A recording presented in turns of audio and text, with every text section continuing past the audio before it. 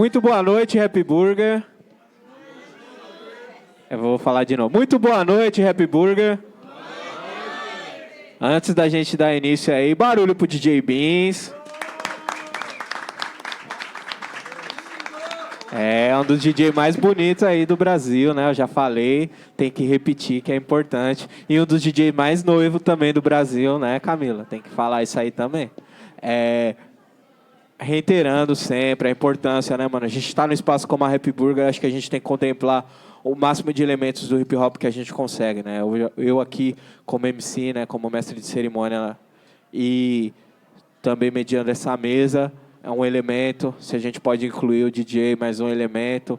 E em tudo que a gente for fazer, né, mano? Se a gente for pensar como nossos ancestrais faziam as coisas, né, mano? A música tem um papel muito importante. Desde o momento que a gente nasce, desde o momento se a gente nasce para orixá também, a música está presente. Qualquer coisa que a gente vai fazer dentro do nosso sagrado, a música está presente, então ela tem que estar aqui também. Então por isso que a gente sempre tem o DJ, quando a gente vai fazer o podcast ao vivo, mas seja um momento de fala, acho importante a presença da música, porque se a gente está se reunindo, tem uma energia da hora, né, mano? E para essa energia estar completa, a música tem que fazer parte. Eu sou Augusto Oliveira, esse é o Lado Negro da Força, somos heróis de rosto africano, certo? Mais uma vez reunidos aqui na Happy Burger para falar sobre basquetebol, um esporte que a gente gosta. É uma coisa que nos une, né, mano? E é uma nerdice também, porque ainda não é um produto massivo, não é um entretenimento de massa, né? Então, mesmo se fosse, né, mano, aí as pessoas gostam das estatísticas, dos nomes, das histórias, pode se considerar nerd nesse sentido. Seguindo a tradição, que já é do lado negro, também de Wakanda, né, a gente deixa as pessoas se apresentarem, ao invés de eu pegar e apresentar as pessoas, né, mano, deixar as pessoas se apresentarem é uma forma de deixá-las mostrarem quem elas são, né, mano, e a gente já é negado isso, muitas vezes aí pela sociedade, a gente tem que, entre nós não pode ter isso, né, mano, tem que sempre semear que a pessoa que ela se apresente do jeito que ela achar necessário. Então, do menos tímido para o mais tímido, podem se apresentando aí.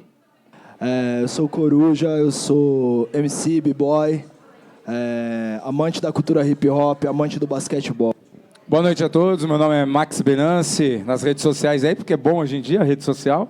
Aí a Van Nobre começa a arrumar já um pessoal para dar uns kits, entendeu? Ela tá ali no canto.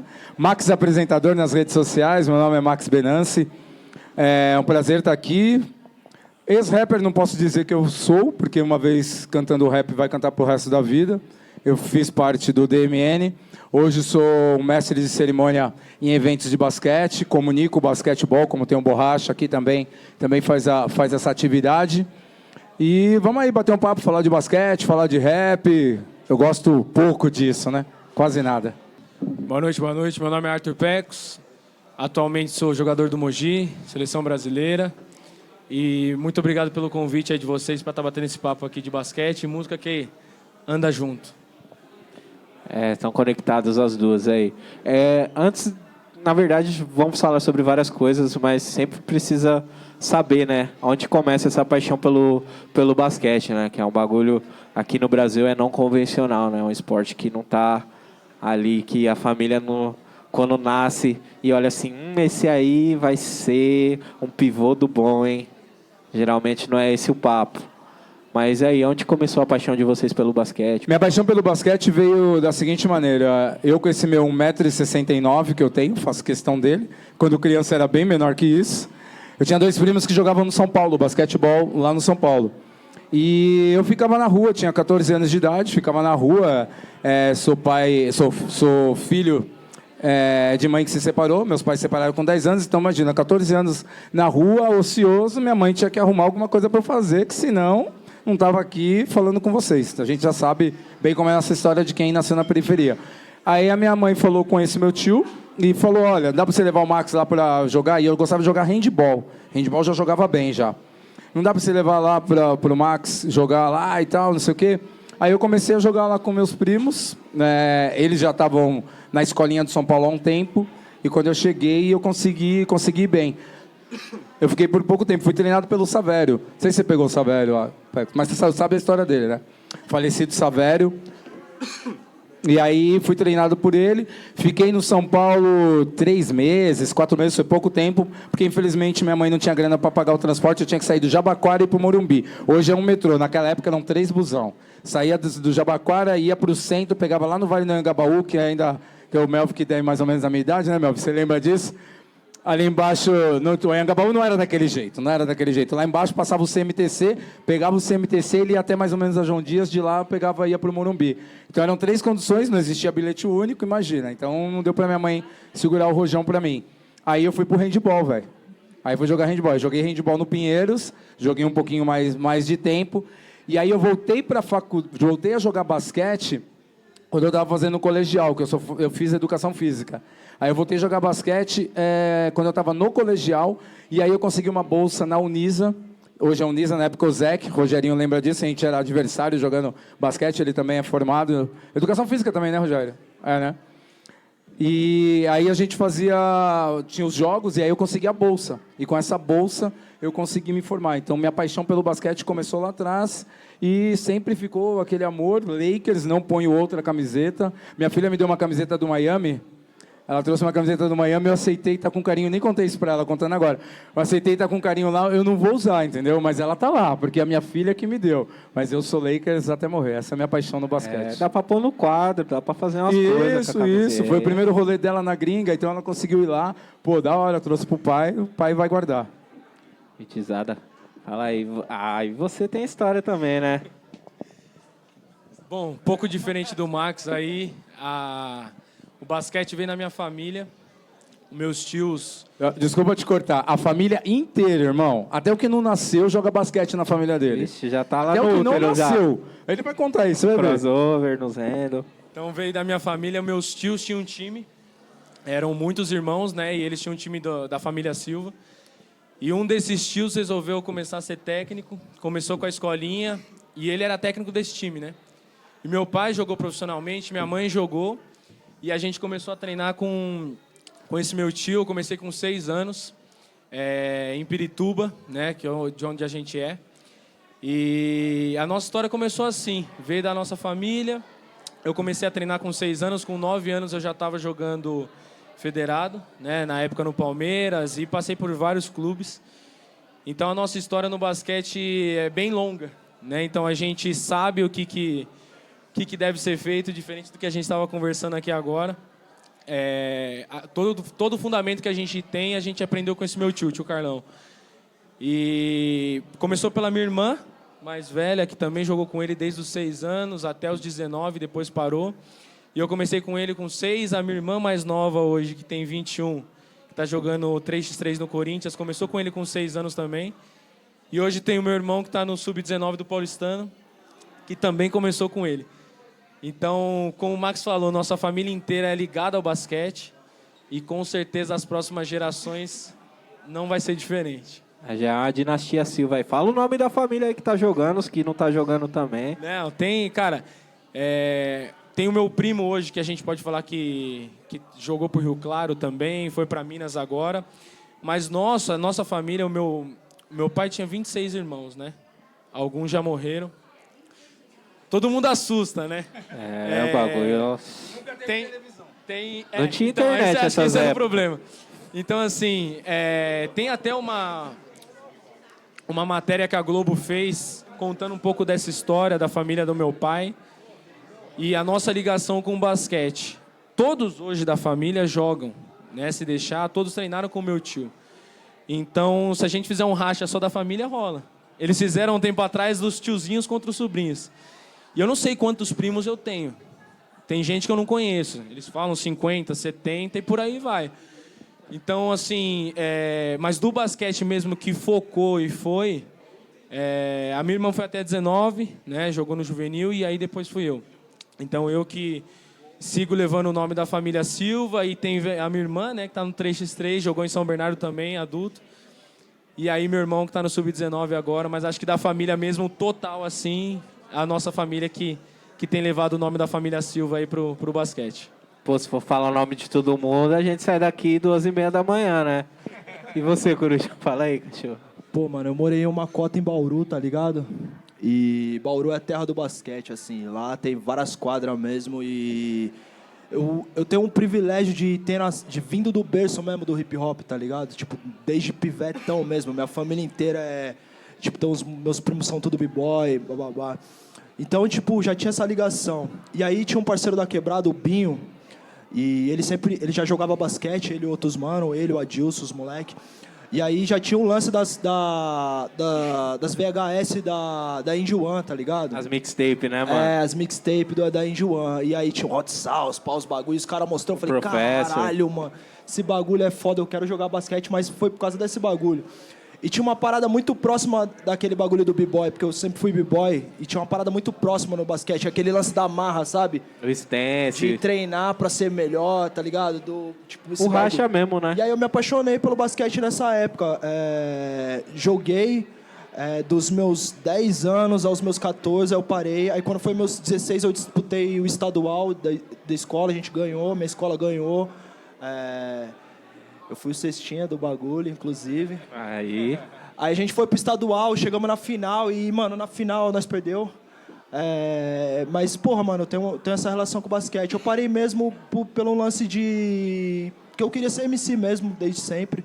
Queria trabalhar com a música mesmo e aí eu parei. Mas só que foi mais ou menos isso. Diferente do Max, eu sou Chicago Bulls, tá ligado? Se vier com outra camisa, eu visto, mas eu sou Chicago Bulls, tá ligado, mano? Ele tá pedindo a camisa do Miami. aí, Tá ó, já ligado? tá. A Nike veio, mano, tem uma camisa do Gold State, ano passado. Eu falei, mano, do Gold State? Mano, beleza, daqui.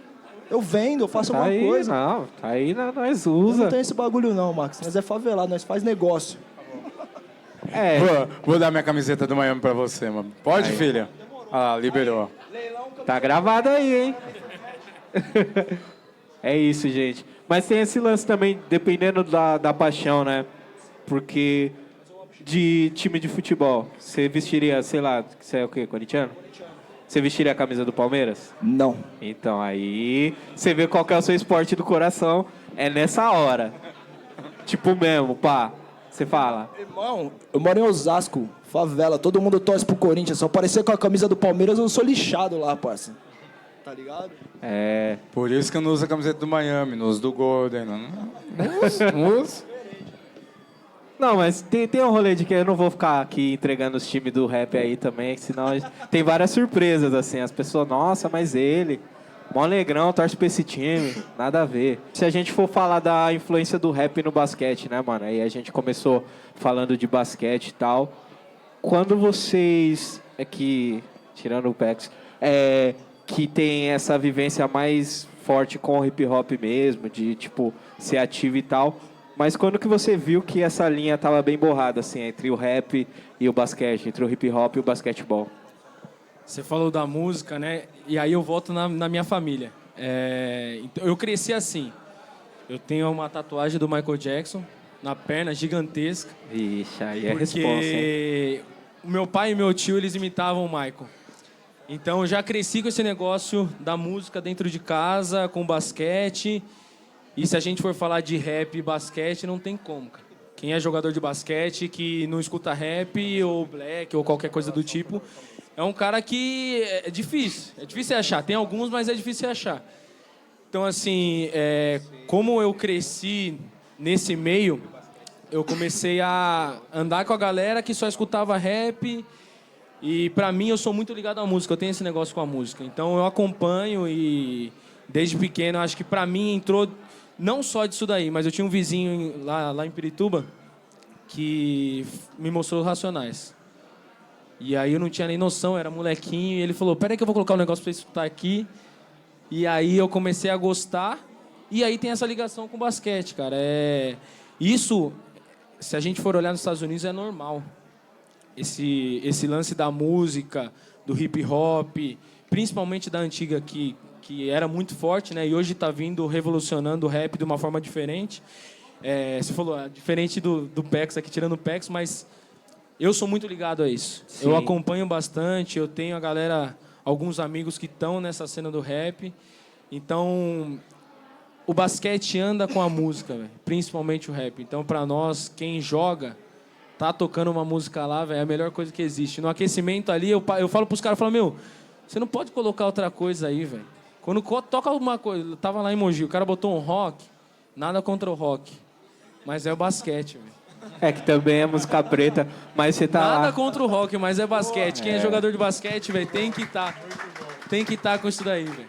Tem que viver a cultura, né? E a gente pode traçar esse paralelo, né? Quando o basquetebol começou a ficar bem popular assim nos Estados Unidos e virou esse entretenimento massivo, quando a ABA foi comprada pela NBA, né? Em 1976. Eu tava vendo um documentário sobre isso, eu fiquei tipo, mano, maluco, que até o Money Shot, né, do All-Star Games não tinha, que são as coisas que definem, né, praticamente o basquete como a gente conhece hoje. O All-Star Games vem da ABA, o torneio de enterrados vem da ABA, o chute de três, que é o demônio do Golden State, vem da ABA, e alguns times que o pessoal gosta aí vieram da ABA também. E como eles faziam esse basquete um pouco mais divertido, eles até falavam assim, tipo, tinha algumas entrevistas que a ABA era entretenimento e a NBA era o basquete esportivo, assim, mais competitivo, o basquete mais técnico e tudo mais. E conversando com a nossa amiga Carol Imoniana, né, que ela joga 3x3 no Blackout, ela fala sobre isso também, né, porque o basquete norte-americano ele é mais o show do que o esporte mesmo, do que o atletismo. Então, se você quiser ver uma partida técnica, você vai ver um basquete, sei lá, você pode assistir a NBB, você pode assistir um campeonato europeu, mas se você quiser se divertir, você vai lá, NBA, você vai ver aquelas jogadas maravilhosas, enterrado, um pouquinho do futebol, que tem tudo a ver com rap, né, mano? Que é quase uma dança, é um b-boy, é uma capoeira e tudo mais. E, mano, quem que vai falar aí sobre quando perceberam que essa linha entre a música e o esporte, ela tava borrada? Eu percebi, sei lá, acho que desde sempre, porque eu comecei no hip hop com 15 para 16 anos de idade. E no basquete, como eu comentei, estava com 14 anos de idade. Então estava tudo muito próximo. Aí eu acabei vendo, assisti os clipes, os caras estavam jogando basquete. Né? Você assistia o clipe de rap, na época a gente corria atrás para ver clipe de rap, aparecia o basquete lá no fundo. Aí, jogo de basquete, você se identifica. Então, a identificação é muito mútua, né? A identificação ela é muito rápida do basquete com o hip-hop. Eu não sei que momento que isso aconteceu, mas eu sei que o basquete e o hip-hop, a cultura hip-hop em si, não somente o rap ou somente a música rapper, né? Ela vai se perdurar, vai estar aí para sempre, como o Pex falou.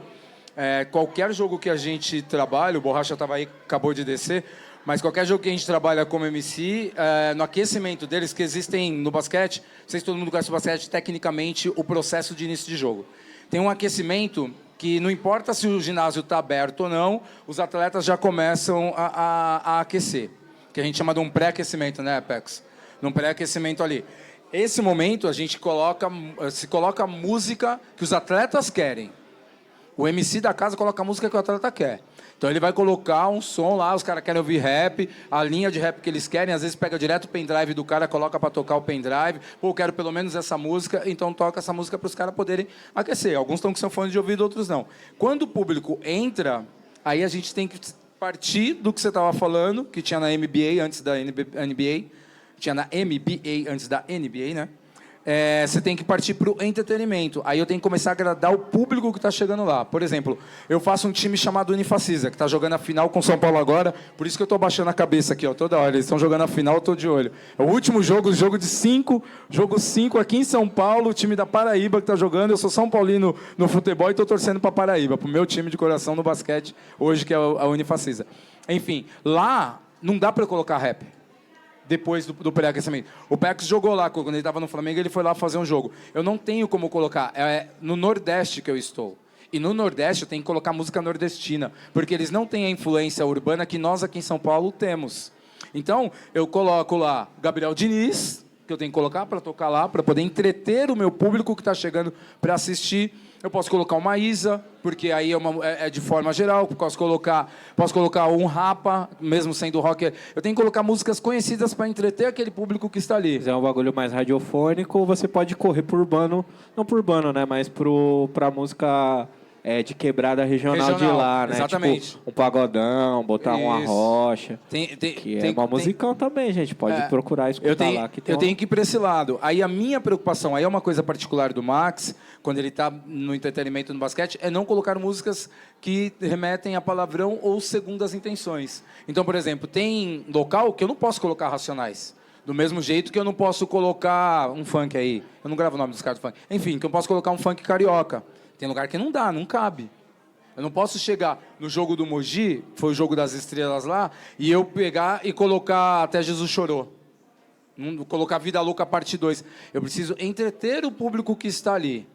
É diferente de eu querer passar uma mensagem com o microfone na mão. É outra história, é outro rolê. Então, acho que essa relação do basquete com a música, ela é gigantesca. Com o rap, principalmente para quem joga, não para quem está assistindo. Acaba as pessoas se identificando com o basquete, e elas vão com o basquete através do rap, eu escuto o rap, me identifico com o basquete e vou lá assistir o basquete. Ok. Só que não necessariamente as pessoas que estão no basquete só querem ouvir rap. Uma coisa não tem a ver com a outra.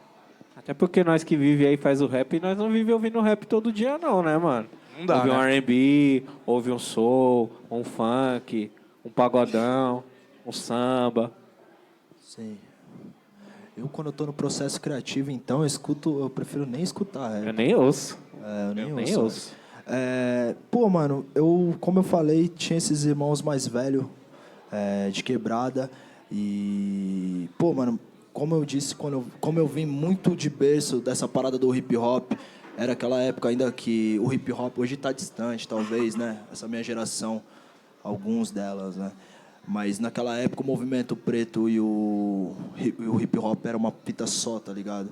E a maioria dos caras mais ativos nessa militância na minha vila tudo jogava basquete, tá ligado? Então, tipo, era um bagulho que eu me identificava também pelo lance da vivência também. O lance da música também teve muito da parte do b-boy. Tem uma música do Fuxinix, tá ligado? Que tem participação do Shaquille O'Neal. E era uma música que a gente batalhava sempre com ela, tá ligado? Então, tipo, eu sempre percebi que tava muito próximo, tá ligado? Tipo, Code Rap, esses caras tinham um rolê muito próximo do basquete, tá ligado? Eu acho que era um lance muito louco. O próprio DMN, tá ligado? Sim. Só uma coisa dentro do que o Cori já falou, que é uma parada muito louca. Naquela época do rap, que era muito mais colado ao movimento negro, que tinha o DMN cantando 4P, Poder para o Povo Preto, tinha Racionais cantando Escolha Seu Caminho, Taíde, assim por diante. Essa época, por que a gente gostava mais de basquete? Pra você ter ideia, eu ia pro Capão, ia eu, Taiguara, Tadeu, Leca, Rogerão, Mamute. Nós íamos lá pro Parque Santo Antônio jogar basquete no time do Brau e do Ice Blue. Por que eles se identificavam mais com basquete do que com futebol nessa época? Porque era uma coisa muito simples. Os jogadores de futebol gostam de mulheres brancas. E os pretos americanos você vê com mulher preta. Então, o que acontece? Eu estou me identificando com aquela parada ali. Então, era por isso que acho eu que é por isso que o rap ia muito para esse lado. O rap internacional e o nacional. A gente ia muito para esse lado, que era essa identificação. Então, eu ficava meio avesso ao futebol por essa questão. Eu não tinha uma identificação. Eu não tinha ninguém no futebol, nos anos 80, nos anos 90, não tinha ninguém do futebol que levantava a bandeira. O que levantava a bandeira, que era o Caju, por exemplo, que foi para a Seleção Brasileira na década de 70, não conseguiu ser técnico da Seleção Brasileira. Então, você tinha que garimpar no meio do futebol os caras que levantavam a bandeira. E como o rap naquela época era colado muito ao movimento negro, era uma coisa que era de identificação. Então, as pessoas, quem fazia rap, acabavam se identificando muito com o futebol. O que hoje já tem mudado e muito essa relação. Sim. E que é sadia também. Sim. Se a gente for olhar a história do futebol, assim, ver figuras pretas que prezavam pela sua humanidade, sabiam fazer o business mesmo, assim, a única que me vem de bate-pronto sempre é o Leônidas da Silva, por ser São Paulino. Foi o único jogador, o primeiro jogador preto a ser dono do próprio passe, o inventor da bicicleta, jogou muita bola, merece ser lembrado aí, sofre realmente um apagamento por essas características. A gente falou um pouco no primeiro podcast, o Tico até deu uma pontada também sobre isso, que esse lance do basquete rola um pouco do resgate da nossa autoestima, né, mano? Se você vê os negrão que estão jogando lá, eles se impõem de uma forma onde as pessoas elas respeitam os caras, dentro e fora de quadra. se a gente for pensar o jogador de futebol aqui, é lógico que também existem exemplos de pessoas idôneas dentro do futebol, dentro do esporte e tal. Eu não posso falar com tanta propriedade porque eu não acompanho o futebol brasileiro. Mas quando você via lá os negrão, os caras, tipo, não, senhor, não sei o quê, e pá. Às vezes essa história também, né? E esse respeito, eles tinham mais espaço porque era só 5 caras dentro da quadra, de cada lado. Então você tem mais tempo para contar do que 22, né? Você tem 10, você tem 22, a história fica mais centralizada. Você tem um franchise player, que é o cara que está sempre dando entrevista. Tem essa relação mais próxima com o rap nos anos 80 e nos anos 90, que foi a época que o conscious rap lá nos Estados Unidos estava começando tava pegando fogo pra caramba, assim, já estava saindo um pouco daquele rolê de baile de quebradinha, de dancinha. O The Message estava pegando fogo ali, o Marley Marl, Furious Five lá com o Grandmaster Flash.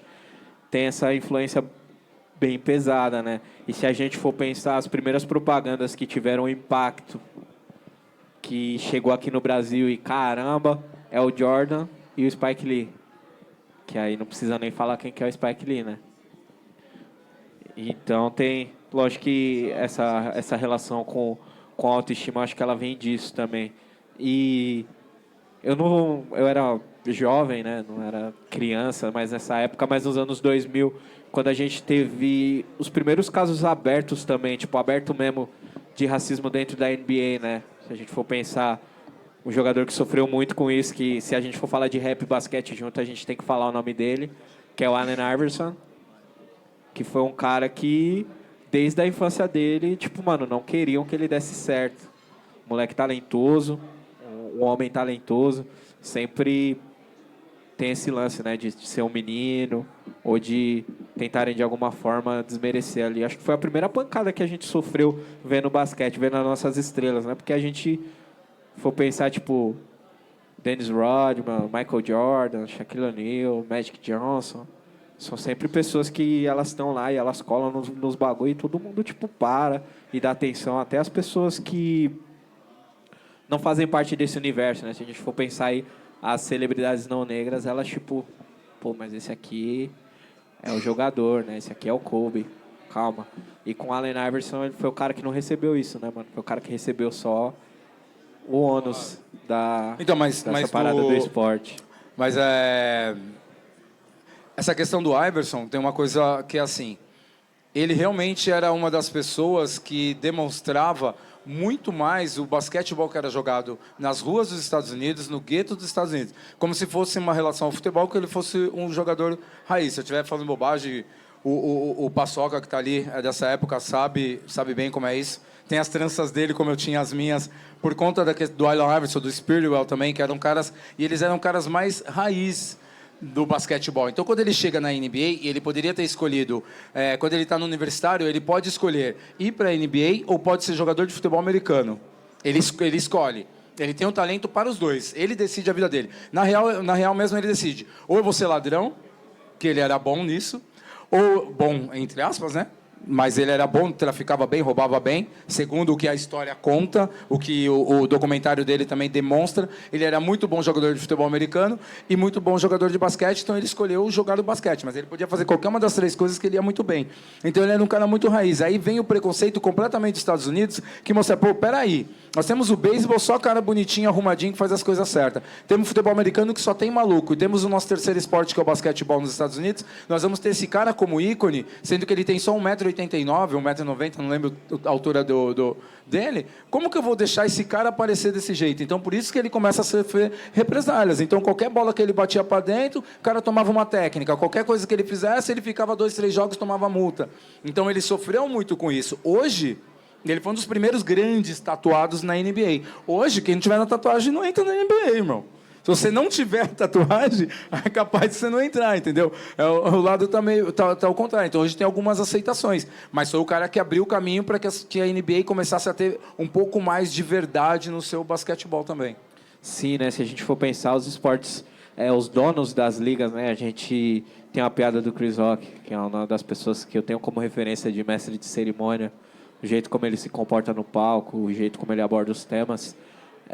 Ele tem uma piada que é vai contar muito melhor que eu e vai ter a parte da graça, que aqui não vai ter. Que é, tipo, mano, o LeBron não é rico. O LeBron, ele tem dinheiro. Rico é o dono do time que assina o cheque dele. E o dono do time... a gente teve poucas oportunidades de ter donos parciais ou donos totais de time sendo pessoas de rosto africana, né? E uma delas foi o Jay-Z ali, só que aí ele abriu mão disso, porque ele estava com o olho lá na frente e começou a cuidar da carreira de vários jogadores. E aí teve que abrir mão da parte de ser dono do time, porque não dá, né, pra você ser dono do time e ajudar os outros jogadores e as pessoas vão começar a pensar besteira. Mas esse lance, né, os donos de times nos Estados Unidos, a gente já sabe quem são os caras que são os herdeiros, né, mano, herdeiros da escravidão. Se a gente for pensar na NCAA também, é análogo à escravidão, né? Porque os caras, eu te dou uma moradinha, uma escola aqui, você joga bola aqui pra gente. A gente vende milhões e milhões de ingressos, vende mais que a NBA, inclusive. E aí eles falam que eles não têm dinheiro, mas, tipo, no CT dos caras tem, tipo, uma piscina de ouro, com água de ouro, com teto de ouro de ouro, pra eles gastarem esse dinheiro pra falar que não tem. E essa relação é muito... Tipo, como que a gente denuncia isso e tal. Apesar de ser bem conservador, eu acredito que os jogadores têm mais liberdade, né? Se a gente for pensar... A gente teve o podcast aqui também sobre a NFL, a gente falou sobre o caso do Colin Kaepernick, a gente falou sobre o Michael Vick, falou sobre esses jogadores que a liga rejeita, e tem alguns outros jogadores que roubam no jogo e murcham a bola e tá aí jogando até hoje e ganha vários anéis do Super Bowl. Sem citar nomes, marido da Gisele Bündchen. Que fazem isso e estão aí, são celebrados, estão no Hall da Fama. As pessoas que interferem no jogo mesmo, que são pessoas não negras e que interferem de uma forma não positiva no jogo e não sofrem represálias por isso, mano.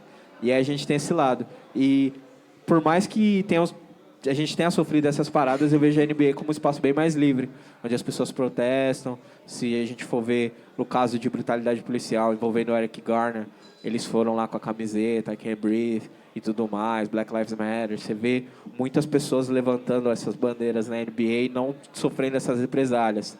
Eles entendem de onde vem os esportes, de onde vem o esporte, quem são as estrelas do esporte e como elas devem ser tratadas, de certa forma. E aí a gente vê isso muito, o papel do LeBron que ele está fazendo, né? Ele foi pro Lakers, as pessoas pensando, nossa, ele foi lá para jogar bola. E aí eu não queria roubar a brisa de vocês, fãs do Lakers. Foi para jogar bola, Pex? Ele não foi para jogar bola, não. Pex consegue responder bem melhor isso do que a gente. É difícil falar do LeBron, hein, velho. Mas a gente não sabe o que vai acontecer agora nessa temporada, né? Eu sou LeBron. Eu sou o time LeBron, então vocês estavam falando do time aí. Mas, cara, é muito maior isso daí, cara. O basquete, o esporte, qualquer esporte, né? Mas ele foi para um lugar que ninguém esperava. E aí, se a gente for falar em Lakers, tinha o Kobe, que foi feito lá. Então, agora a gente vai saber. Nessa temporada, a gente vai saber qual vai ser o próximo time.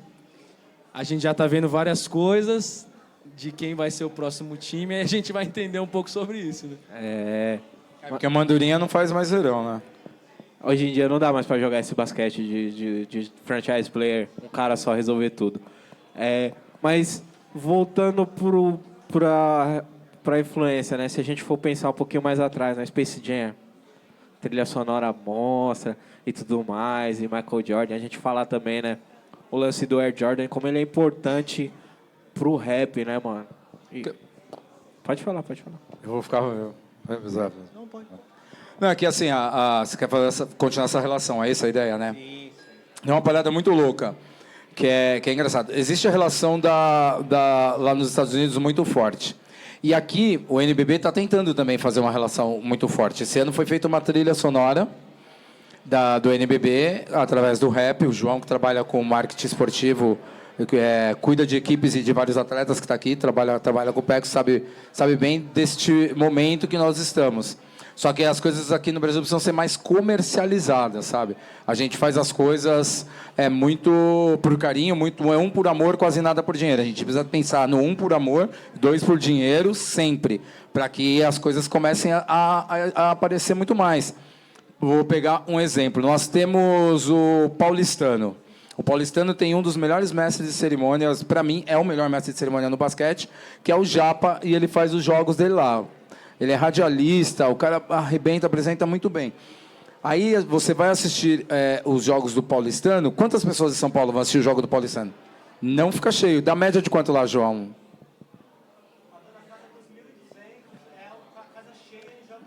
Casa cheia, playoff, jogo bom, 1.200.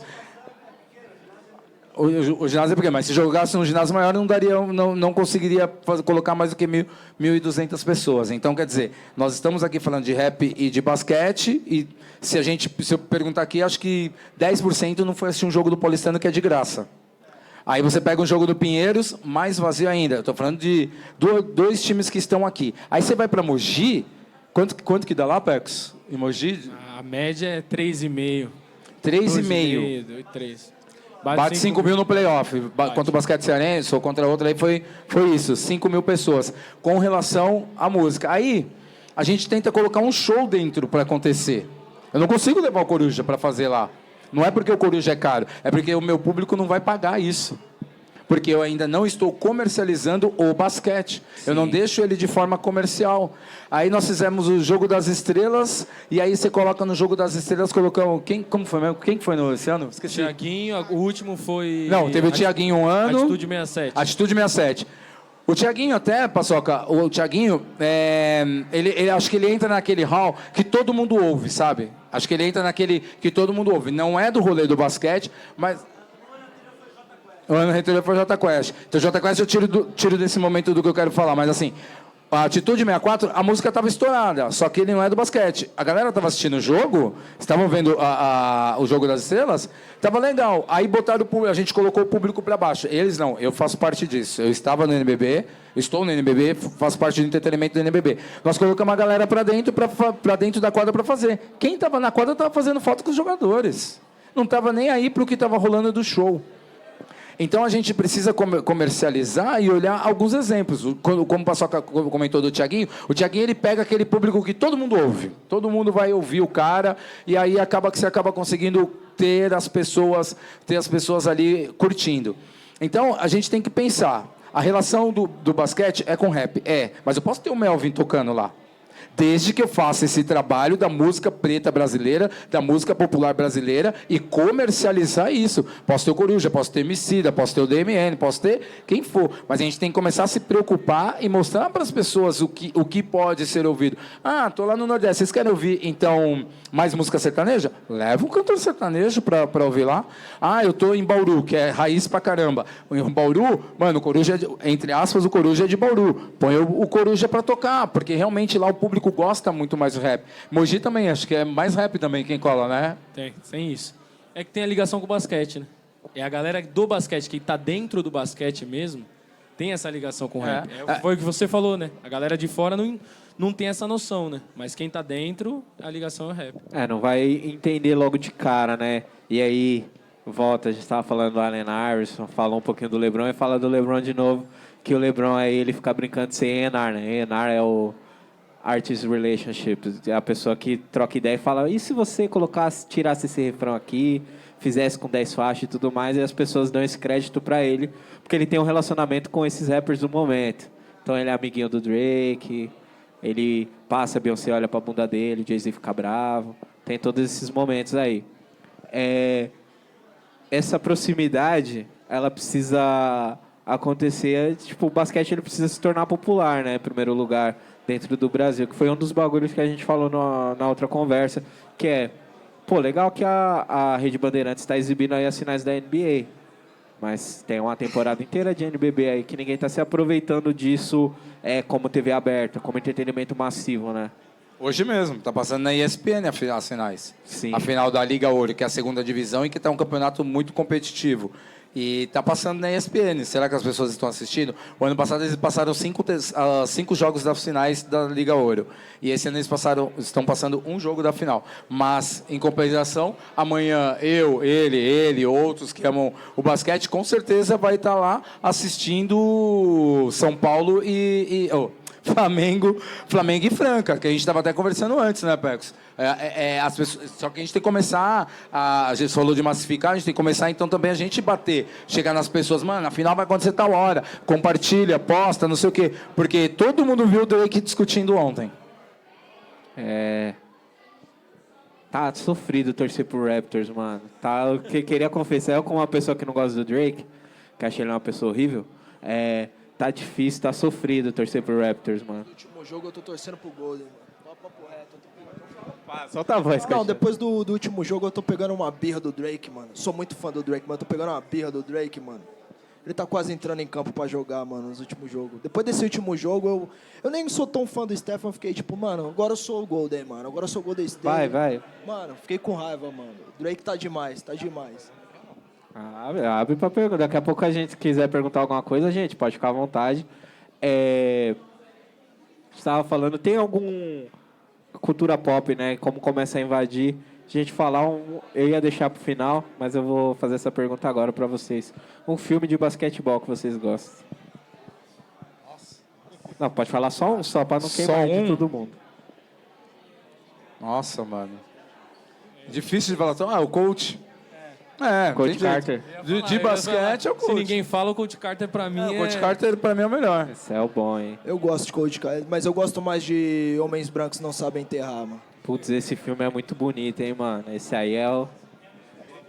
Esse é o... Não, solta a voz, fala aí, tá... Pode falar. Solta a voz aí, mano. Se apresenta e fala o filme.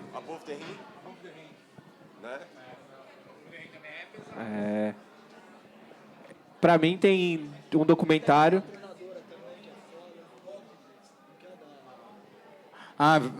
Mas cai pra documentário, né? Qual? Eu não sei qual é, então. É o Love and Basketball. Não é esse. Esse é o como é com o Latifa, como tá com a perna zoada. O que eu ia falar, o documentário... Alguém segura... É verdade, alguma coisa alguém segura... Eu sei qual filme você tá falando. Vou tentar achar no Google. Na verdade, o Love and Basketball é sobre... É um filme com o Omar Epps. Ele aí que é um cara que atua muito bem. É um filme sobre a história de duas pessoas que tem um basquetebol como ponto de ligação, né? O moleque que fica a vida inteira, o pai dele pressionando, o pai dele era jogador, e ele tem que ser jogador, e no final, o sonho dele nem era ser jogador, era só ficar com a mina vira jogadora da WNBA. Escada para a Glória. Escada para a Glória, tá aí, já podem anotando aí. Isso é verídico, cara. Chega aqui. Fala, Coach. Deixa o Coach falar, vai. Dá licença. Se apresenta aí. Boa noite, gente. Se apresenta, pode falar seu nome. Rogério, meu nome é Rogério Gomes Martins. No rap, Preto R, selo Pau de Dar em Doido, desde os 11 anos. No basquete, desde os 8, tenho 43. Eu vim porque o Max é muito meu brother, de muitos anos. O Arthur eu vi pequeno, joguei muito contra, só me deu trabalho. Perdi uns jogos, ganhei outros, mas... porque eu trabalho com basquete, então faz parte, né? Desde os 8 anos de idade, não tem como. E o filme, o Estrada para a Glória, ele remete a uma universidade do Texas, em El Paso, que não tinham jogadores pretos. Tinham só mexicanos, latinos e o pessoal da cidade. E o Don Haskins foi para lá, que inclusive é Hall da Fama, etc. E recrutou 7 pretos. Brooklyn, Indiana, vários lugares. E quando ele chegou com os meninos recrutados, foi um absurdo. Não sei se todo mundo já viu o filme, mas é um filme que eu usei em todos os times que eu trabalhei. Quando chegava perto do playoff no planejamento, esse filme ele entrava na pauta e o Coach Carter também, para passar para motivação. Foi o primeiro time universitário em 1966, por aí, a ter 5 pretos numa final contra Duke, que tinham 5 brancos, e o time ganhou. Foi o primeiro campeão universitário. Não se usavam jogadores pretos universitários, porque usavam ganhando 1, perdendo 2, porque eles achavam que o estilo era muito sujo, muito maloqueiro, sujo pra eles, né? Mas a habilidade do preto era muito grande. E não tem como, gente. Desculpa, não dá. Não é... Todo mundo aqui sabe que é diferente. A fibra branca na gente é outra história. E funcionou, e ganhou, e daí pra frente a coisa mudou. Na NBA tem um documentário chamado Blue Magic, se eu não me engano. Esse documentário também passava de universidades pretas.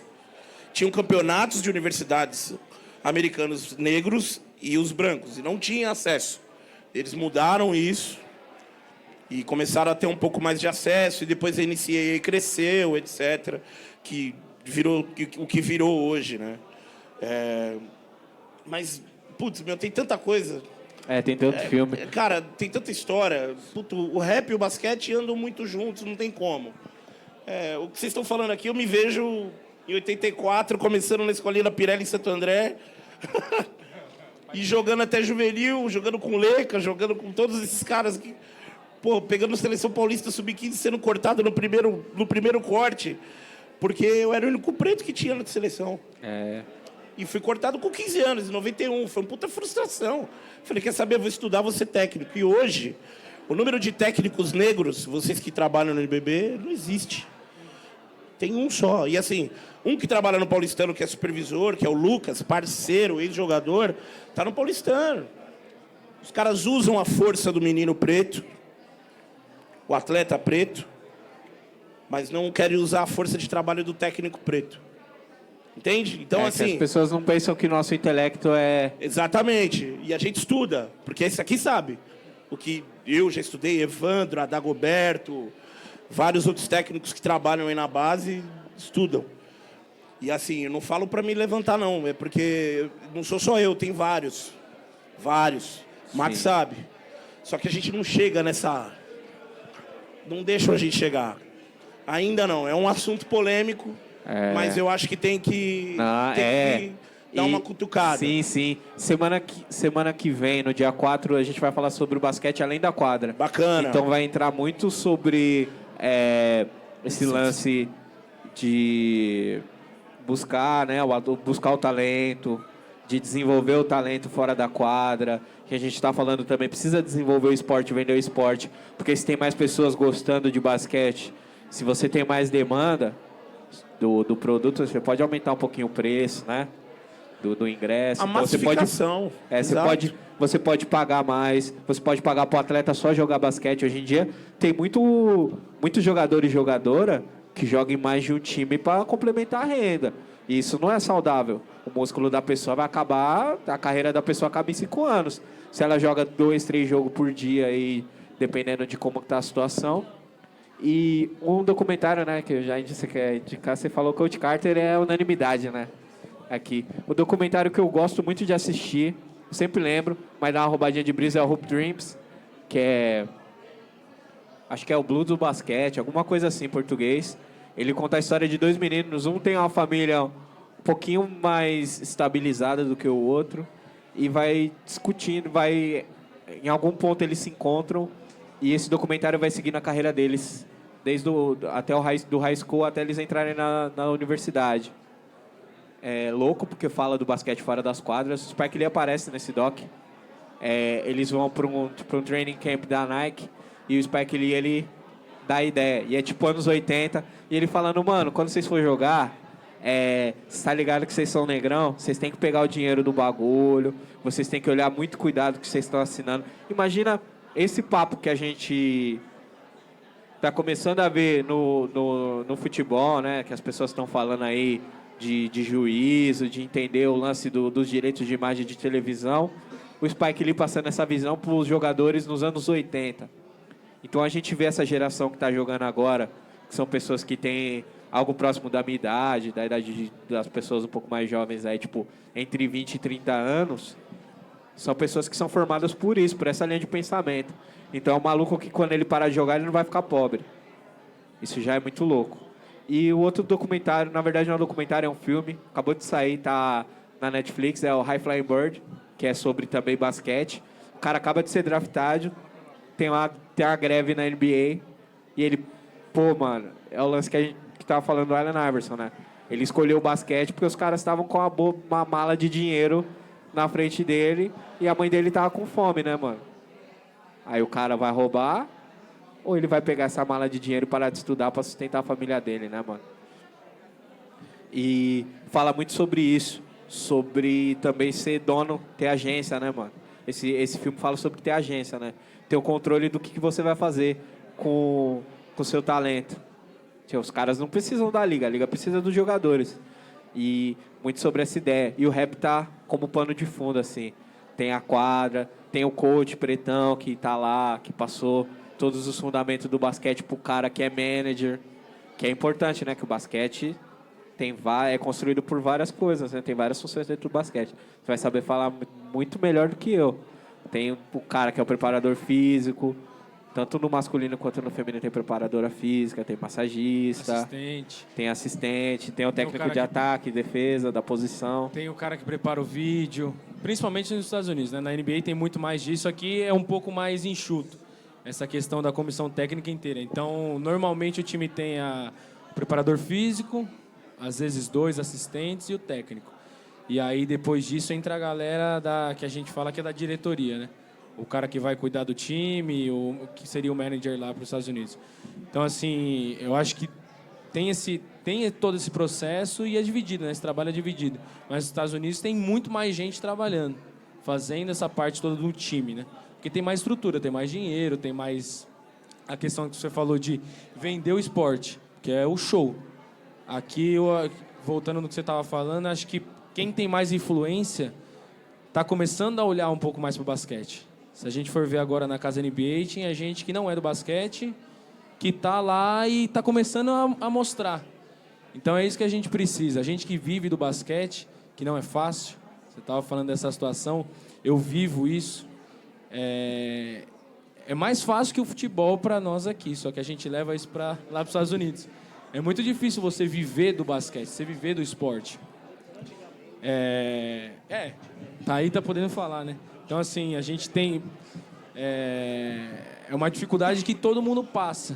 Quem consegue chegar, era o que a gente estava falando.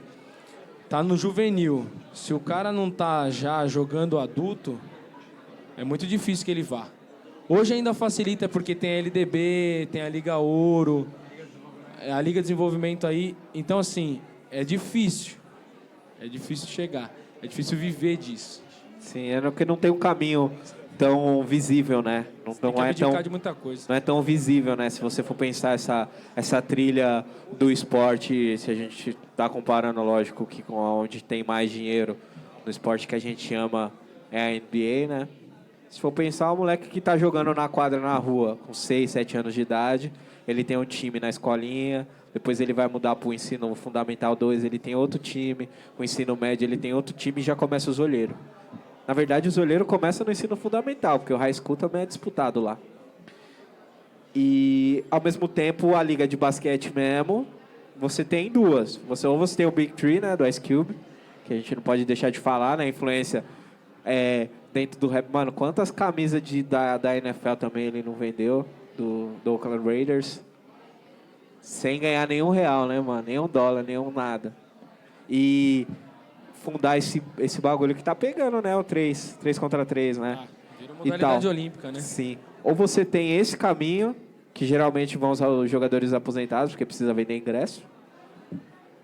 Ou você vai pra liga, né? Mas só que pra ir pra liga você tem que jogar na universidade, porque o LeBron quebrou esse sistema em 2 segundos, sendo o LeBron James. Saindo direto do high school e indo pra NBA. Kobe fez isso antes. O Kobe fez isso antes. Mas tem muito... Sim. Só que aí a NCAA, quando foi o LeBron, depois eles falaram, mano... E tinha uma antes que era, você tem que fazer pelo menos 1 ano de... Sim, pelo menos 1 ano de universitário pra você ser draftado, né? Pode falar, mano. Tem um técnico universitário chamado John Calipari. E esse cara é de Kentucky. E ele é muito criticado pelos técnicos americanos universitários por promover... Ele divulga o trabalho dele informando que ele vai colocar os jogadores na NBA de cara. Ele não tem uma situação de formar o atleta. Ele usa o menino que é talentoso e fala, ó, vou colocar você na NBA. Então, às vezes, no primeiro ano, como freshman, ele já desponta e vai pro draft. E o moleque vai embora. Então, muita gente acha errado essa postura dele. Porque dá uma impressão que ele só está usando de forma comercial. Mas no documentário ele fala, mas espera aí, ninguém sabe da história. E é verdade, ele pega o carro dele, e, por exemplo, ele vai em Cleveland, ele vai lá no Gueiro, busca o moleque, ele já está sabendo que o moleque é bom de bola, vai lá, busca, conversa com o cara, fala, vou te dar uma oportunidade, assim, assado, dá a bolsa, ele estuda, ele escolhe ficar ou não, e pode ir para a NBA, porque o moleque é talentoso com a bola na mão. E ele alega que isso é uma oportunidade de trabalho, uma oportunidade de tirar alguém das ruas. E por um lado, ele não está errado. Porque ainda é uma forma de você evitar formas violentas de vida. Entendeu? Porque, querendo ou não, no nosso convívio, ainda tanto lá quanto aqui, para nós o martelo é mais pesado. Sim, é o paralelo que a gente faz, né? Exatamente. Ou com o pandeiro na mão ou com a bola no pé, né? Então qual é a oportunidade? Você vai abraçar?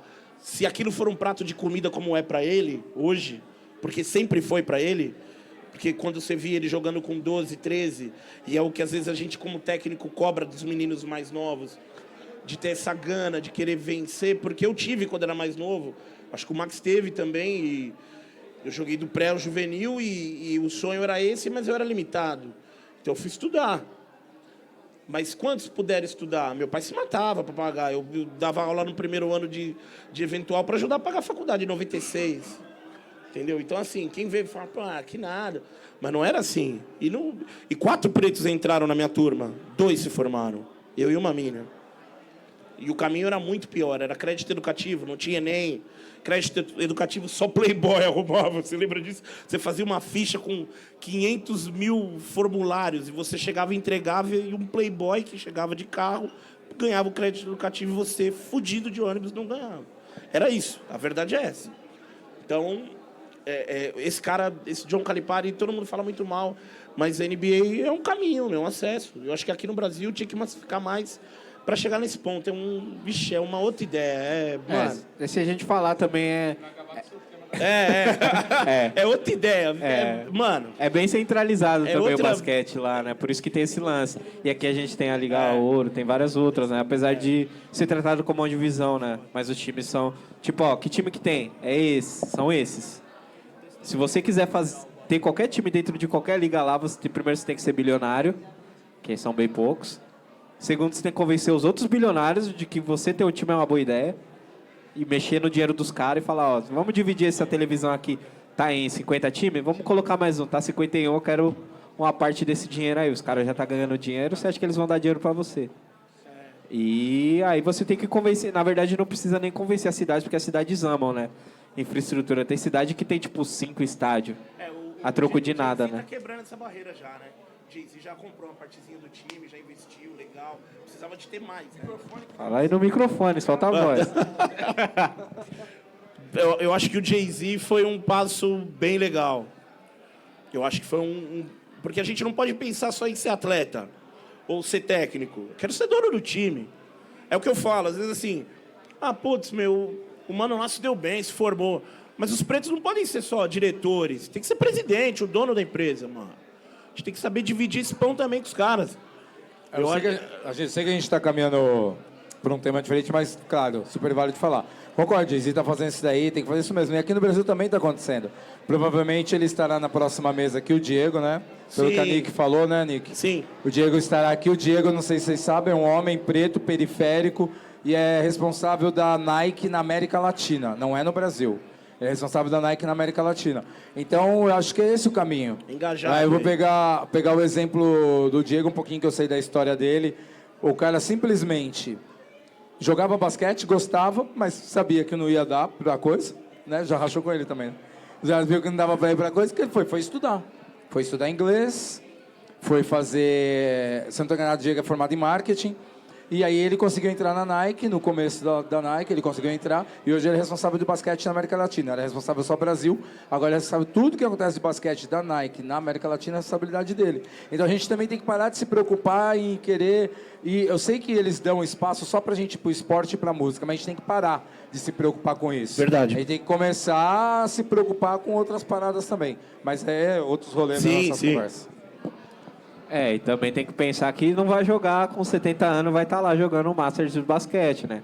Tem que já pensar umas posições para depois, né? A longevidade das atividades, né, mano? Mas tem... Só para dar mais uma pinceladinha no tema, tem algum jogador de basquete que rima ou algum rimador que joga basquete que vocês acham que faz muito bem os dois?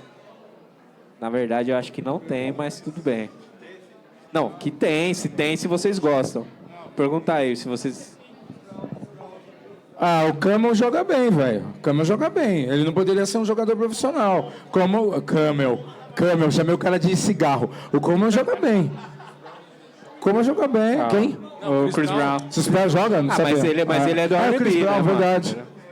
Não. Aquele maluco lá jogou. Tem um maluco que jogou muito. Max DMN jogou muito, velho. O Master P jogou. Master P. Mano, mano, Shaquille O'Neal.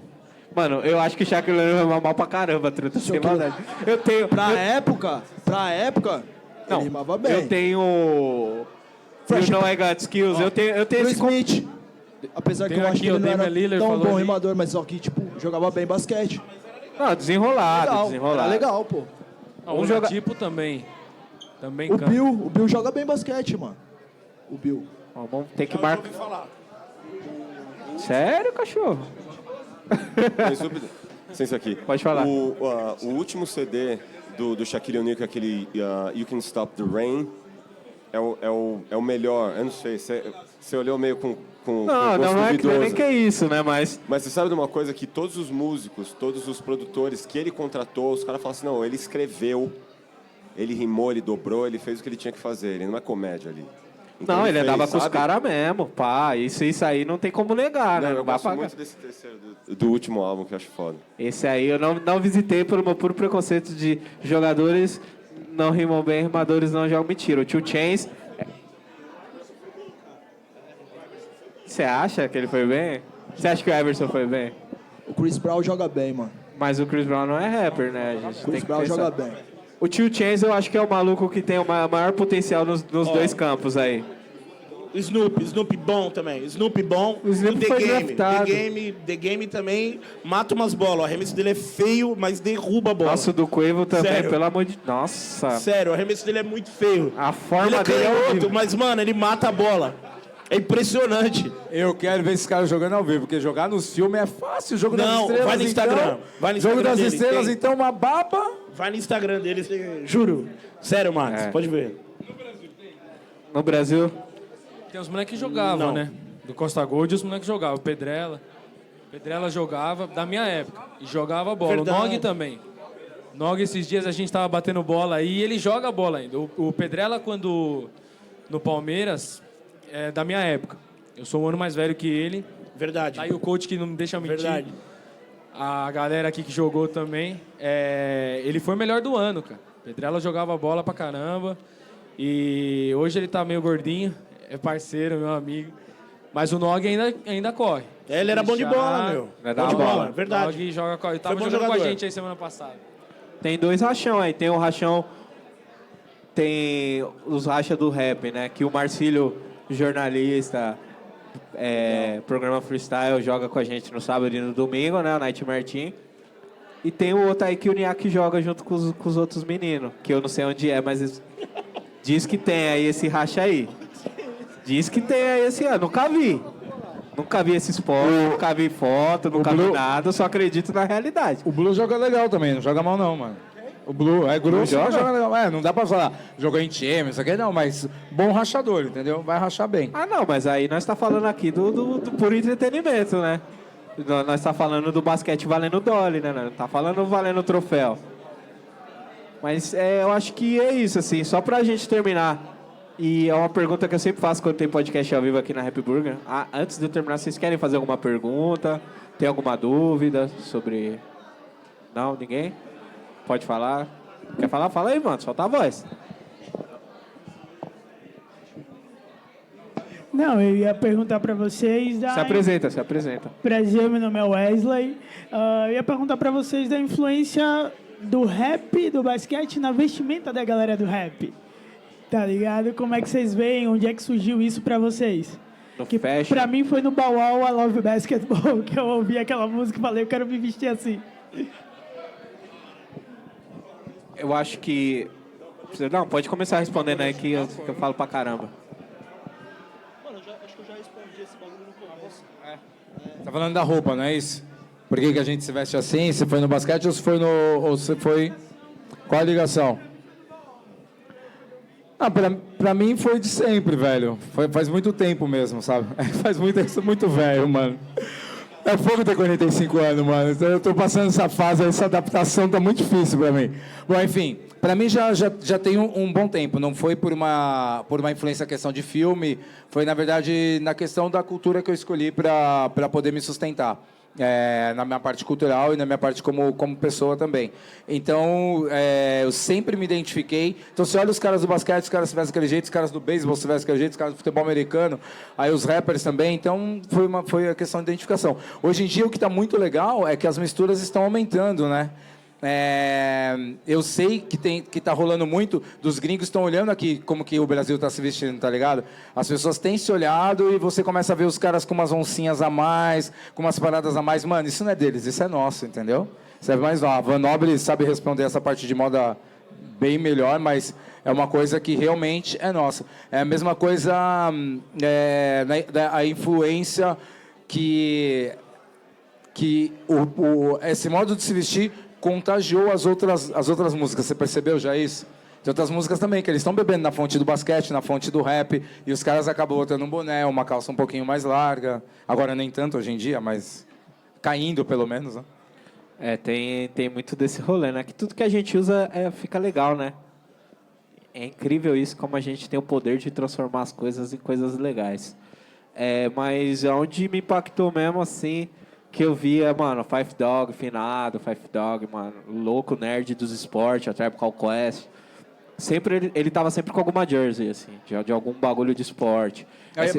Desculpa te cortar, mas tem uma coisa muito engraçada, mano, na moral. Se o Barba sai do jogo com aquelas roupas coloridas, eu não quero copiar eles não, mano. Os jogadores da NBA hoje em dia, eu não quero copiar nenhuma daquelas roupas, mano. Não, eu não gosto de nada do que eles vestem, nada, velho, nada. A calça sobe no joelho, a meia vai no CT, mano, não gosto. Eu, pelo menos, não... Você gosta, Corinthians? Você gosta, jogador? Tem vários estilos diferentes. Eu acho bonito. Dá pra misturar. Eu não posso falar, porque se você for olhar a minha calça, mas a gente tem vários estilos, mas pra mim o que pegou foi a época da Indy One. Então eu já tive a época também disso. Né? Sim. Então, mas basqueteiro, se você vai olhar como o cara tá na rua, ele vai estar com a bermuda larga, regata, é assim. Mas aí você arruma o seu estilo e vai daquele jeito, né? Eu acho legal. Acho que tem que se recriar. Tem que usar, mano. Tem que usar, tem que ser ousado. Eu acho legal, mano. Eu acho legal. Neles, pra não eles. em mim. Exato. Pra eles, mas eu não acho legal. em mim. Eu acho legal lá, não aqui. Mas você falou da Enjoan. Tinha uma coisa da época da Enjoan que eu nunca gostei. A camiseta gigante. Eu entendo que era pro cara poder mostrar, fazer habilidade, botar a bola embaixo da camisa, da camisão, caramba. Isso é legal, porque ele usava pra esse recurso. Mas é uma parada que eu também sempre olhei, mas gostei. Porque era aquelas camisas que a manga, né, mano? O corte da manga tá aqui em cima, né? Aí a manga tá aqui, o corte da manga, tá ligado? Pra depois descer ela mais um pouco. Mas é porque a gente é pequenininho, Max. Hã? A gente é pequenininho, aí fica muito grande. Ah, ficou muito grande, é verdade, tem isso, né? É verdade. Não, mas eu gostei da gente, é pequenininho. O cara é 2 metros maior que eu. O gordo ajuda, cara. Mas o gordo ajuda. Leide, não tira nós dessa, não, meu. Na influência... Cara, influência é muito relativo, né, meu? Mas, assim, por exemplo, no meu caso, como ele falou, eu não tive outra escolha. O Max já foi lá na minha quebrada, no PNO, Santo André, não tem como. A quadra fica na Rua África. Então, meu, já teve evento de hip hop, tudo. A gente cresceu desde 86 num time chamado Pain All Blowers. Então, meu, não tinha como. A gente ouvia Boogie Down Productions na quadra. Os caras levam tocar disco, pá, obrigado. Era isso. Então, você já estava incluído. Meu, é automático. Isso em 86, mano, é muito tempo. Não. Tinha 10 anos. É foda, não dá, cara. É outra história. Dentro da sua pergunta, você vai falar, Coruja? O Coruja já falou aqui, eu pensei que ele ia segurar. Dentro da pergunta do irmão, é muito louco até como o basquete e o rap caminham junto, né? Porque, tipo assim, aquela época, Golden Era, começo dos anos 2000, então, tipo, o que na Indy One estava influenciado? Era a roupa larga mesmo, era aquela época também do clube, né? Pegando bastante no começo dos anos 2000, então... Hoje, o que tá pegando? Por que os jogadores se vestem assim? É um barato mais do swag, o lance, né, mano, do trap, né? Então, os jogadores já querem se vestir mais assim, subir em cima das paradas, né? Então, tipo, tem esse lance também, tá ligado? Só pra fazer um desenho da moda, né? Que é louco, se a gente vai falar de cultura preta, a gente tem que falar de moda. É que o bagulho é meio cíclico, né? Nos anos 70 até o finalzinho dos anos 80, a gente tem as pessoas usando roupas muito justas, né? Também o algodão. Ainda era o tecido principal ali, o dry fit não tinha chegado ainda no esporte e tal. Então a gente tem as roupas, elas são mais funcionais mesmo. É só a roupa coladinha, só para cobrir o corpo. Depois, anos 90, anos 2000, a gente tem essas roupas largas para dar ênfase no movimento e tudo mais. E aí a gente acaba retornando para esse rolê. Agora parece que eles estão usando tipo meio que uma armadura, assim. Você vê um barato que é 100% funcional. Mas eu queria colocar só uma reflexão. Eu não sei realmente a resposta, mas acho que alguém aqui consegue, de repente, achar essa resposta pra gente. A música influencia a roupa dos jogadores de basquete ou a roupa do jogador de basquete influencia as roupas dos músicos? Eu não sei qual influencia qual. Eu tenho uma teoria também. Você acha que é um ciclo? Ele acha que é um ciclo. Então, mas eu não sei alguém tem que dar um start, velho. Você falou dos anos 70, o cara de Black Power tal, era sapato fino que os caras usavam para chegar para jogar, entendeu? Os anos 90, como o Coruja falou, aí falou também do trap, agora que o Coruja já passou por agora. O Pecos falou que a rapaziada também, do jeito que está assistindo. Eu não sei qual está influenciando qual, mas que a influência tem de um lado do outro, tem. Eu acho que a tendência, eu acho que a música influencia mais, tá ligado? Eu acho que a música influencia mais, até porque hoje a gente tem muitos artistas do gênero musical, do nosso gênero musical, que são estilistas, que ditam a moda, tá ligado? Então, tipo, eu acho que a música influencia mais. Sim, se a gente pensar antigamente, os jogadores queriam se vestir igual Grandmaster Flash, Furious 5, Run DMC, e depois que passou essa leva, eles quiseram se vestir de outras formas e tal, e aí tem o Allen Iverson, que é o divisor de águas entre o basquete que é jogado nas ruas e o basquete que é jogado na quadra, e tem a mudança do dress code da NBA, né, mano, que é um ato de racismo mesmo contra os jogadores, que é, se vocês só vão aparecer de terno, vocês não podem usar a calça larga. Por isso que às vezes você vê o cara, ele tá com uma bermuda muito bizarra, porque ela tá dentro da numeração do centímetro, porque você vê o LeBron James de short e de terno. Essa é a verdade. Porque, tipo, dentro do número de coisas que eles podem usar, ou eles usam o tracksuit, né, que é a roupinha que eles usam antes de jogar, que fez muito sucesso nos anos 2000, né, a roupa monocromática, você tem um agasalho, a bermudinha lá e a calça também para você jogar, e um tênis branco, alguma coisa assim. Ou eles usam terno, e aí você vê muitos jogadores de terno. Uma coisa que está rolando bem legal é que tem muitos jogadores descendentes que os pais são imigrantes, né? Então, os pais vieram da Nigéria, os pais vêm do Senegal, os pais vêm de outros países do continente, e eles usam roupas tradicionais. Esse resgate da ancestralidade também é bem louco. Isso. Chegou com a roupa bem da afro, terra. né? Roupa bem afro. E tem esse resgate, né? E aí é mais um resgate da autoestima proporcionado pra gente pelo basquete, né? Por mais que a gente viva na outra parte do continente, a gente tem acesso também a esse modelo aspiracional. Pô, o cara tá usando as roupas da nossa terra, né? Do nosso povo mesmo, assim, ó, tradicional. E só pra encerrar, eu gostaria de perguntar o top 5 MCs de cada um aqui, já que estamos na Happy Burger, né? Tem que agir de acordo. Não. Deixa o Rogerinho, que o Rogerinho tá falando, deixa ele falar primeiro. Não, esse aí começa o jogador. É, aí tem que... É Vai, difícil, hein, atleta. velho? É difícil. Nacional, internacional, tudo. Eu gosto de pessoas que respondem qual é o top 5, mas qual que é o critério? Porque você faz vários top 5. Essa é a conversa de quebrada, assim, de vila, qual que é? porta de baile. Vamos fazer o internacional. Só rapper internacional? Internacional, vamos fazer internacional. Acabou comigo, mas tudo bem, mano. Aí você pode fazer o nacional, então. Tá bom, obrigado. Aí. Não, porque aí são 12 nomes. Todo mundo sabe que o top 5 tem 6 nomes, né? Não, eu justifico e já até quiser... Tem, lógico que tem os 6, porque tem o cara que era pra ser o 5, mas aí ele, tipo, não chegou no 5. Sexto elemento. Ele tem que ter o membro fantasma do top 5. Começa aí, Você começa, Max. O Max.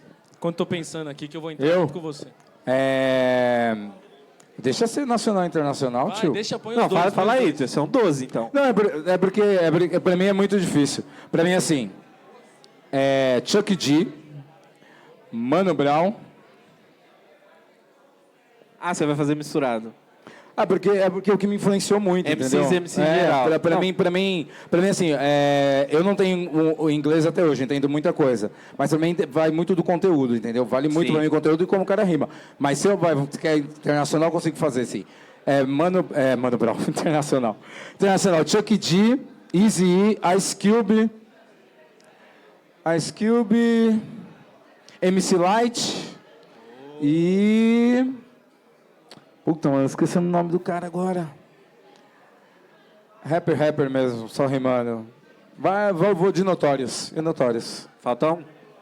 Tupac, se eu falei Notorious, no meio dos dois que eu não vou ficar. E aí, Pex? Fala aí. Cara, pra mim é difícil isso aí, hein? Falar de rapper mesmo, eu vou roubar dois seus, velho. Eu vou no Tupac Notorious. Pra mim não dá internacional tudo, não. Eu tenho essa ligação aí com o rap, mas o meu vai ser mesclado. Então eu venho pra Mano Brown.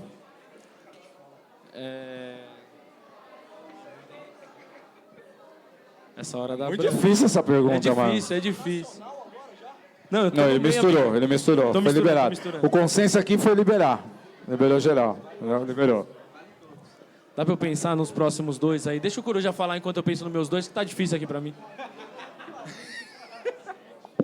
Vou fazer o gringo. Porque o nacional, sou amigo de todo mundo, pode dar briga. Saidinha malandro, tá treinando mídia day? Tá com treinamento de mídia esse garoto?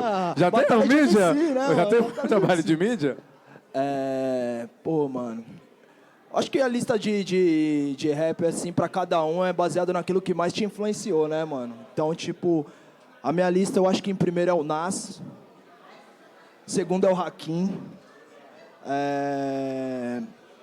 Em terceiro eu vou colocar o Pac, que o Pac me influenciou muito também. Em quarto eu vou colocar o Ice Cube, que eu acho que em questão de escrita, esse bagulho de referência que eu Caneta faço, monstra. é um bagulho que eu tirei muito do Ice Cube, que o Ice Cube faz muito isso e essa influência total dele. Em quinto eu vou colocar o Kendrick Lamar, porque eu acho que tem que ter um moleque novo também, eu acho que ele é genial. E, pô, mano, o sexto, né, o cara que ia, pá, mas não foi, eu vou pôr o Jay-Z. Eu falei que ele ia me ajudar, velho. Eu avisei que ele ia me ajudar. Só Fala aí, faltava Pex. dois pra mim. O Kendrick Lamar, que eu não tinha lembrado. Falta 3, né? Não, já falei. Já. ele. Só falta um agora. Então, faltam dois, então. Falta 2. Então, o top 5 tem 6 pessoas. Você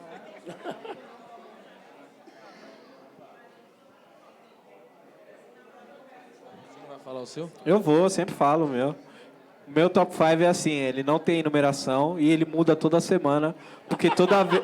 Porque é assim, mano. Não é nem por causa disso, é porque, tipo, eu sou uma pessoa que eu consumo muito rap.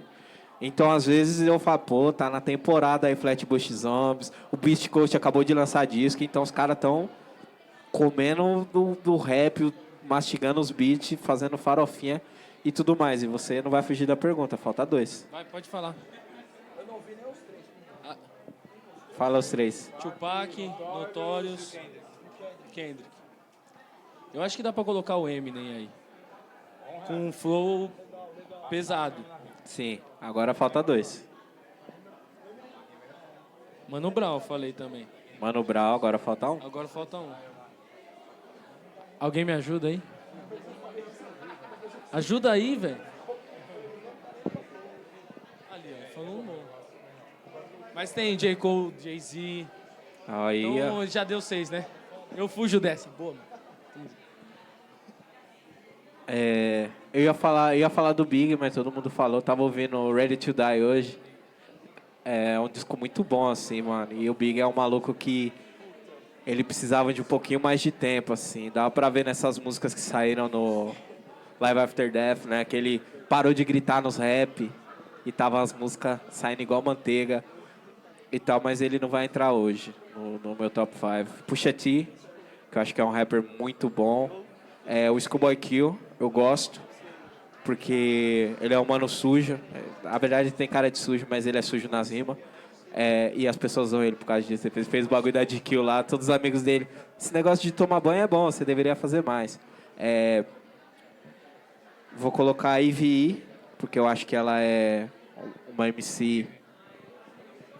Ela é uma MC muito completa, assim, ela tem coisas interessantes. A Queen Latifah, que eu acho que é muito influente. Ela influenciou o estilo de Chicago de rimar, assim, acho que bem mais do que o Common, que estava na minha lista da semana passada. O meu quinto elemento. Deixa eu pensar, a Quanaru. A Quanaru fez uma música aí. Os álbuns que ela fez eu gosto muito, acompanho muito. Eu gosto dessa cena meio urbana, meio New Yorker, assim. O único que fugiu essa semana foi Schoolboy Q, né? Que é Califórnia e tal. E o sexto elemento, eu vou ficar com J. Cole essa semana também, porque eu tava ouvindo o K.O.D. e, tipo, mano, aquele skit do Anson Eric, que ele tá trocando ideia falando sobre a situação da mãe dele, depressão, dependência química, é um bagulho que, tipo, mano, tem que ter uma sensibilidade gigante pra tratar. E eu acho que tem muita realidade no que ele escreve, assim, e tal. E eu vi um documentário sobre como ele consegue se manter conectado com as pessoas, apesar dele ser um milionário. E eu acho que isso aí faz toda a diferença. Artistas como ele e o Jay-Z também conseguem ainda se manter conectados com a realidade, apesar de, tipo, mano, não saber o que é pagar uma conta de luz mais. Gente, pra gente... Você queria falar o nacional?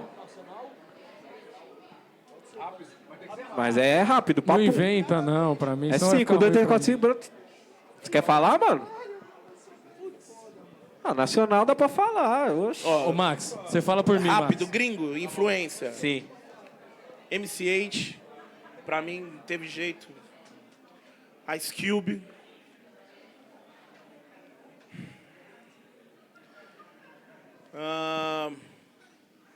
Tá vendo? Já É difícil fazer a escalação, né, coach? O bagulho é louco, as pessoas ficam... E as pessoas que nem vai ficar chateadas com você, né? O Common, eu acho que o Common, nesse meio tempo aí, foi um cara que ajudou a levar para um caminho legal. Não. O que eu menos sou isso. Tupac, tem jeito. E Chuck D. Chuck D não dá, Black Steel in Out of the Cows. A primeira que você fala, puta, não dá, Meu, e conheci pessoalmente, você é louco, é absurdo, não dá. Nacional, Brown, desculpa, não tem como. Weed Rock.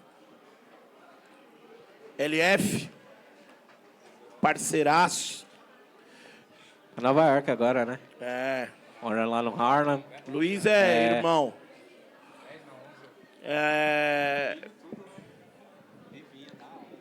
Sabota. Finado. Sangue bom demais. E Gog. Eu acho que não dá pra, eu não consigo fugir muito dessa linha porque é pancada na mente. Pra mim é o que fazia. Sim. Rapidinho. 5 nomes. Pra mim é bem fácil. Pra mim não é muito difícil esse daí, não. Pra mim não é nessa ordem, mas são 5. Emicida, são 6. Emicida, Kamal, Ed Rock, o Eli do DMN, Dinadi e o sexto? O senhor Coruja, eu? Coruja, eu? E o sexto rapper... Puta, você falou 5, eu fiquei com 5 na cabeça. Eu gosto muito da rima do Bill, gosto muito da rima. A métrica, o jeito que escreve. E o Bill? São esses. Coruja. Sem ordem também, né? Pra não perder as amizades. Brau, o Emicida, MV Bill, Kamal, LF e o sexto eu, o tempo dirá. Papo reto, chamei na responsa mesmo. Não, é isso mesmo. Tem que pá. Tem alguns que eu não coloco no top 5 porque eu acho que eles estão além de a gente não ter que discutir. São unanimidade, assim. Tipo, Racionais mano, qualquer integrante já são griots e tal. Eu vou fazer uma lista rapidinha. X, Stephanie, Kamal, tava ouvindo o nome do Corduco. Cê é louco. Aquela dele com o Di tocando ali, o bagulho machuca. Danilo, Rincon Sapiência. Deixa eu pensar aqui. Black Alien. E o Sexto Elemento. O sexto, né? O sexto é sempre o mais difícil, né, mano? É sempre aquele que... Ele tá na lista, mas aí você... Não, se eu tirar esse, colocar esse... Sombra. Sombra tem o delivery que ninguém tem, mano. Isso aí vocês não têm o delivery que ninguém tem. Ele vende a música pra você ali, os bagulho que ele escreveu como ninguém, mano. Gostaria de pedir muito barulho pro DJ Beans.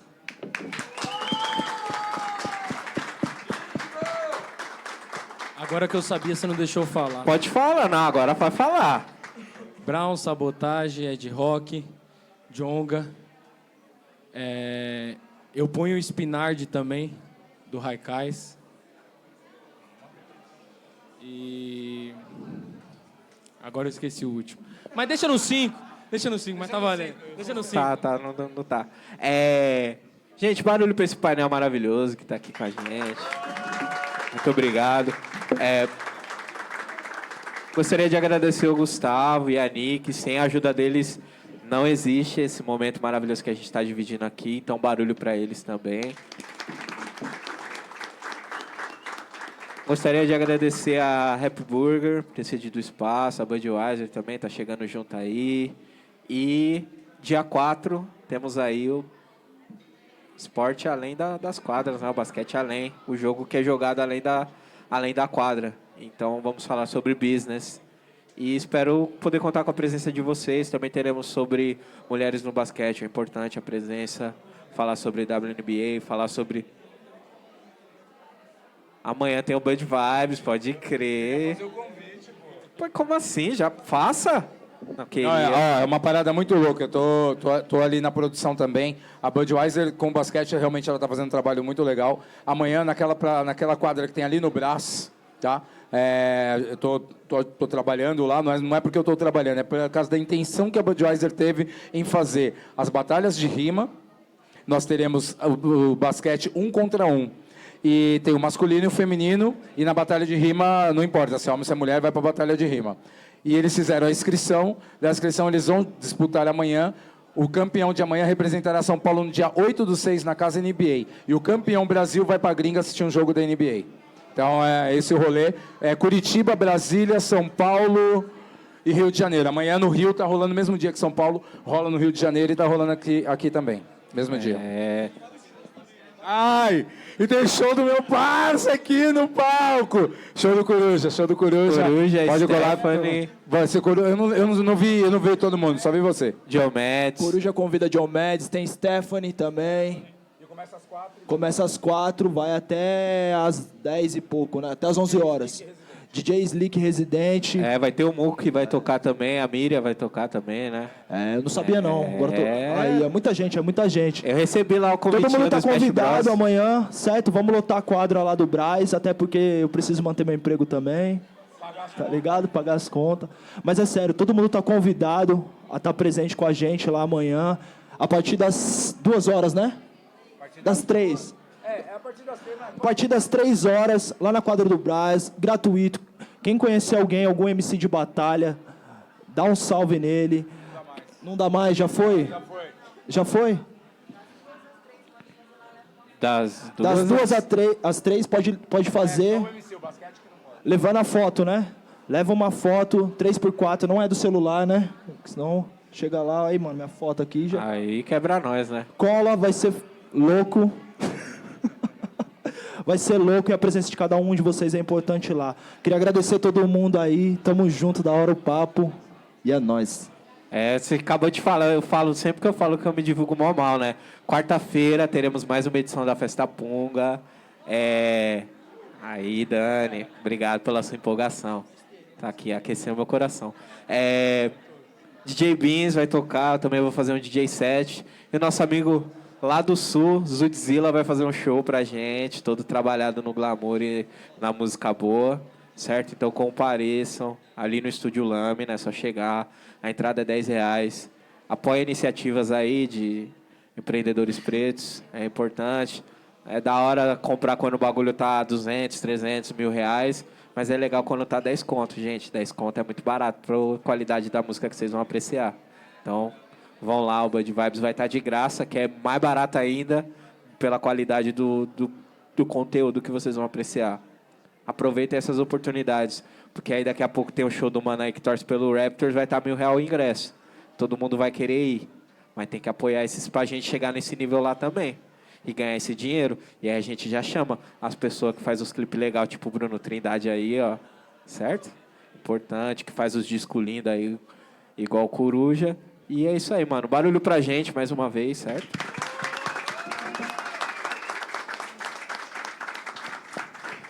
Essa conversa vai estar disponível lá no Spotify, em qualquer outro serviço de distribuição de podcasts, vocês podem acompanhar depois. Somos Heróis de Rosto Africano e até a próxima. Valeu, rapaziada.